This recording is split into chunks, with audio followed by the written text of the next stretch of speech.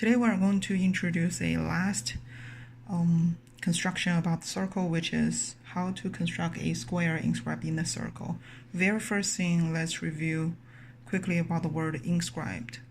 So inscribed, as we mentioned before, meaning we have a polygon and all the vertices are on the circle. So as you can see, all vertices are on the circle, and this kind of shape we call inscribed in the circle. And next, I want to quickly review the part why we can use a way to construct a square. So we all know the property of the square, besides the fact all four sides are congruent, we also know the diagonals of a square are perpendicular to each other. So this is exactly why we can construct like the way we are going to introduce. So now let's check how do we do that.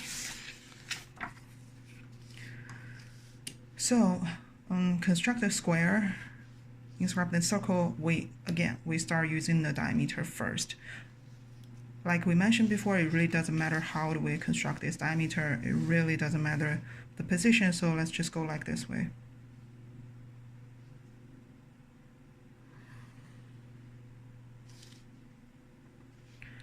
Again, doesn't matter how do you construct this diameter. As long as you pass the center, even like this way or like that way, is all doesn't matter. And then we're going to use two endpoints. Please pay attention to next step, because that will make a difference compared to the equilateral triangle or hexagon. So next step, we're going to these two endpoints. Doesn't matter which one you start, so I'm going to start using the left one first. And this time, this is very important step. Please pay attention here. So we are going to unlock the arm here, but this time I'm going to make a little bit larger than the radius.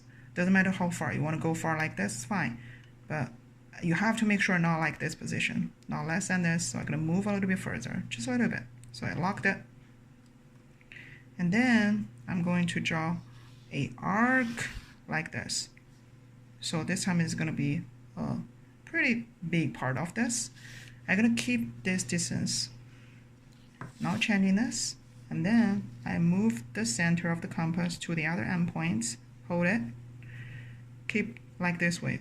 Please remember, we use this circle here, so not just moving like this. This is going to be mixed. So I double check this, draw this one, and see, I have a two intersection here.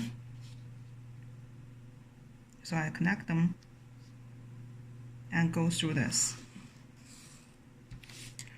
So you may wonder, what does that mean? So now we actually constructed two diagonals of this square. So this is two intersection here. Now I'm going to use 1, 2, 3, 4. These 4 points are vertices of the square. So we are going to connect them all.